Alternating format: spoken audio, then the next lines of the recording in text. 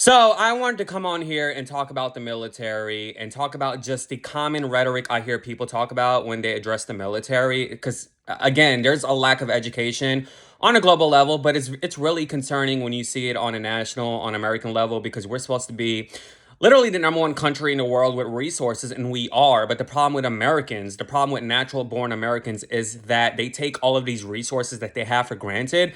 And this is why countries like China, this is why people who come to this country, specifically people in Nigeria, like they are literally at the top of the totem pole. Yes, black people, Africans, this is fact based, that really do well with education, despite what their political beliefs are. A lot of them could be on the left, and that's fine, whatever their politics are. But in terms of education, they do really well. And this is where we're failing as a country, because if you don't have culture in you, if you don't read, if you don't have independent and critical thinking skills, you're going to suffer. And suffering can mean going to another country and killing folks about that. And that's what the military does. So I want to talk about this because it was really concerning with me the other day when I was reading a post by someone who I follow. I mean, he's funny, he's comedy, but a lot of these people who are commentators on like Newsmax or on these CNNs, these Fox News, they're not really smart. A lot of people who I've spoken to over the past year who has the fiduciary duty to post content on a local news level, they're not smart. They're not. They like history. I literally have a data, folks, in my head that I've spoken to, where I have to explain what anti-Semitism meant. I have to explain what a Semite is. I have to explain what historical context is. I have to explain things that have happened in not only American history, but even overseas. And so all of that stuff is interconnected. And if you are a journalist just to be on TV, or journalist just to feel like you have power as a manager, journalism is about never stop learning. It's about education. It's about never stop learning after college.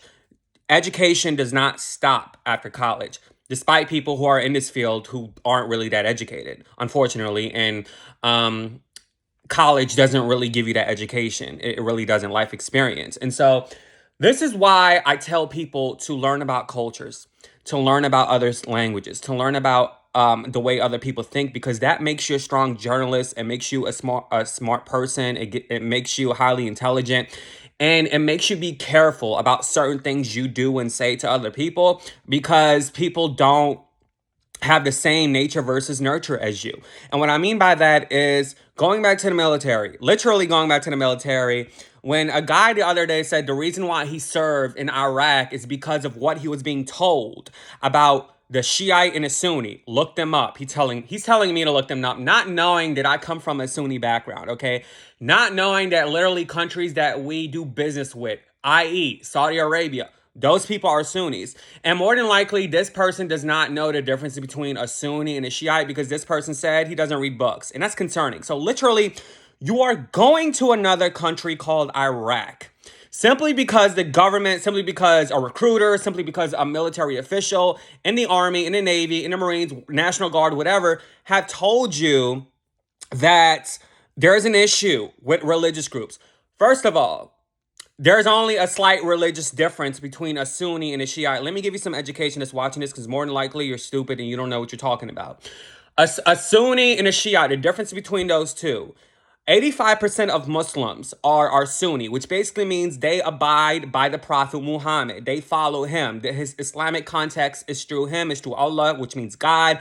Whereas people who are Shiite, people who are in places like Iran, they followed in the lineage of Prophet Muhammad's family, which is two distinct differences, right? And so that religion there is very, very conservative, right? They don't like the change that is occurring with other religions in America and Western culture. Is highly conservative, highly biblical, going back to Abraham, Isaac, David times. They really don't like change. However, I am seeing a slight change moving on forward. We have people like Ilhan Omar, Rashida Tlaib promoting the LGBTQIA, which shocked me 3 years ago when I discovered who these people were.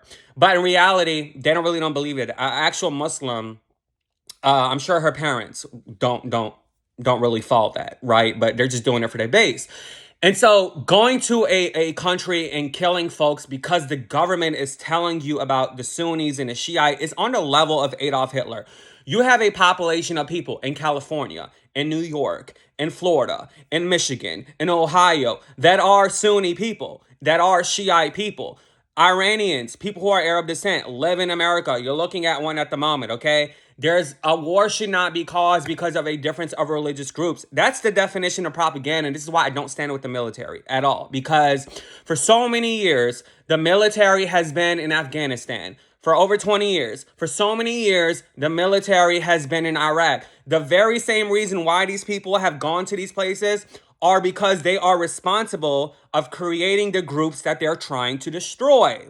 For example, the Taliban and ISIS, two prominent groups that was alerted by an individual who came forward and told the military intelligence, the CIA, the government officials of America, hey, I don't think this is a right move to do. We should not be working with people whose capability can be within their highest potential years down the line. And that person's truth came into fruition. And so this is why we were in Afghanistan for over 20 years. This is why we were in Iraq for so many years, over 20 years, from the Gulf War to the Iraqi War in 2000s. This is why we go to other countries and kill other folks. It's not just the Middle East, but I'm specifically talking about that because the dude said that was his reason. And so this country on the totem pole of terrorism, we are the number one at the gate. Not Saudi Arabia, not Iran, not Russia. America, United States of America is number one at the gate when we talk about terrorism. And people don't know that because if you are the number one country in the world with a lot of money and a lot of resources and a lot of power, it's an easy way to cover it up through education. I mean, education is regulated by the government. The news is regulated by government. The medical system is regulated by government. So there are certain things that's going to be telling you certain things and you could believe it or not. And it's bothersome. It's bothersome to me because people don't realize what it is. They don't. And it's concerning. And so how can you live with yourself knowing down the line that you know, although there's people like John Bolton who still defends it years later about the Iraqi war, how can you know down the line that, how can you be okay with it that you know that was a propaganda, but you killed some folks over there? You killed innocent folks over there.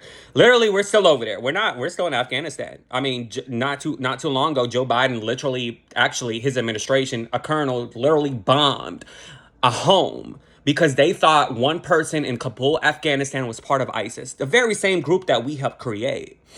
And so my tax dollars, because that was the question was about, instead of giving black folks their reparations that they can't tie to slavery or giving billions of dollars to Ukraine, let's give long-term incentive, long life salaries to war veterans. No, I disagree on that highly because talking to folks, going over there, what you are going to do. Over there, once you get over there, if it's highly politicized or not.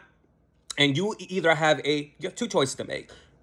Bring your ass back home or continue on this fake mission and be a propaganda patriot. That's what they call it, being a patriot, lying and doing what you got to do for patriotism, for your country. And so we really haven't gotten far back. We really haven't moved the needle forward from the Andrew Jackson times, from the Alexander Hamilton times to the Paul Revere times. The British are coming. We have not really changed since then. We have not. The only difference is we have this technology system. We have this evolution system of ways to cover shit up. And that's what we're doing. We continue to do. And a lot of Americans specifically are falling for it. And that's the issue we have in this country. This is why I tell people, learn about culture, learn about languages, learn about the way of life. Don't listen to media when they talk about foreign policy. Travel to these places. Talk to someone that's educated, that can tell you what places to go, so you can speak to those very same folks who have issues with the Clintons, with the Bushes, with the Bidens, with the Barack Hussein Obamas, with all of them that have terrorized these countries and have destroyed people's lives over a group that this country has created.